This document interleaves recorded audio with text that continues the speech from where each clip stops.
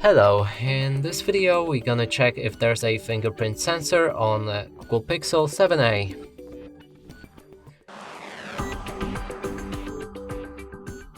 To do this, we'll need to open our settings. Right here locate something like biometrics or security.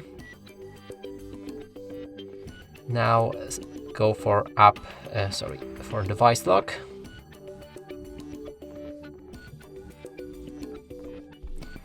And inside there's a face and fingerprint unlock, which already confirms that this device does have a fingerprint sensor. Now let's try to find it.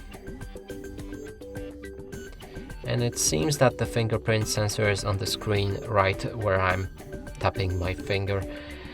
And that's it for this video. Hope you like it. Please consider subscribing to our channel, leave a like and a comment below.